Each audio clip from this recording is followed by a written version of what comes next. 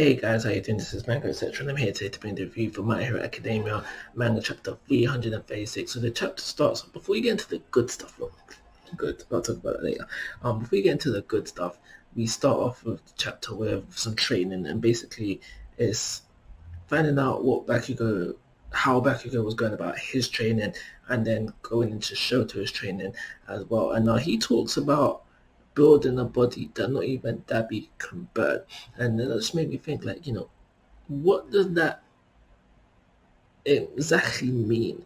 Because, like, obviously, we know he's got the fire and the ice, so it made me start to think that maybe he can become so hot that Dabi's flames is just nothing to him and he doesn't burn, or maybe like he can become so cold that Dabi's flames will burn him. I think it might be a bit of both. He did mention that how he can control like both sides of his power just as equally as he can the other right now.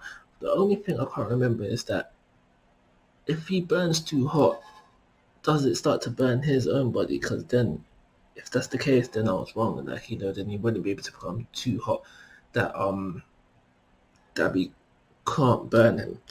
But a power up that I think could be pretty cool for Shoto would be if he could use his ice from his right side and his fire from his eyesight.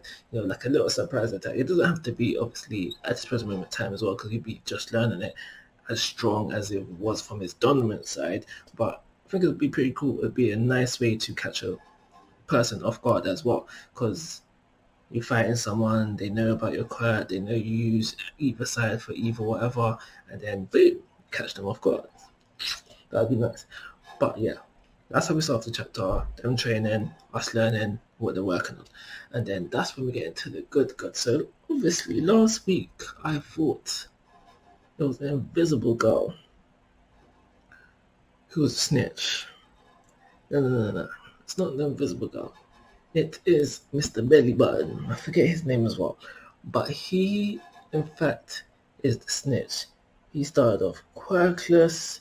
He was given his quirk by All for One. And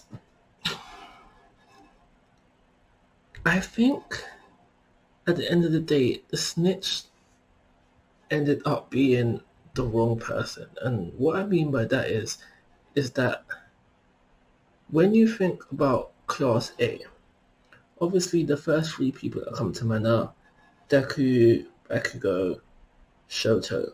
These are the main three.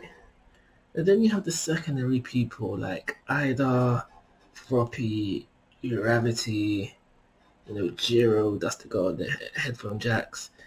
Like basically what I'm getting at here is that if someone asked you to name all the people in Class A, Mr. Belly Button are probably one of the few that are down at the very, very bottom of that list. And therefore, at least for me anyway, these are the boring characters of Class A.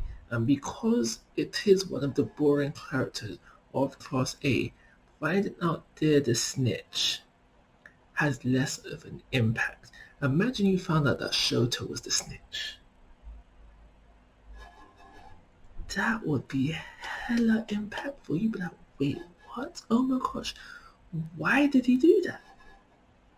But to find out that, was the snitch, it's like, okay, but do I really care? Do I really care why you were the snitch? Do I really care that you was like, you was doing it for the sake of your family and all that? Do I really care that when you saw that All for One, so I get the names mixed up, All for One almost perished, that you thought you're going to be free? Do I care? Can you kind of see where I'm coming from here? So yeah, it's good to find out who the snitch was that's been a hanging thread for ages. It's been a hanging thread for ages.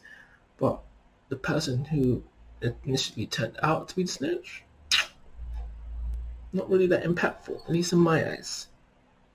Because this character wasn't built up previously.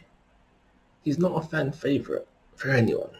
If you are, let me know in the comment section. And it's because of that the reveal of the snitch was made. However, the heartbreak.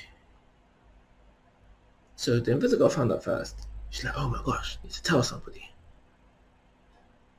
I think her telling Deku, understandable, probably cross paths. Oh my gosh, Deku. But I feel like it was the wrong thing for her to then go back with Deku. I feel like she should have carried on to find like a teacher and tell them. That's what I think she should have done.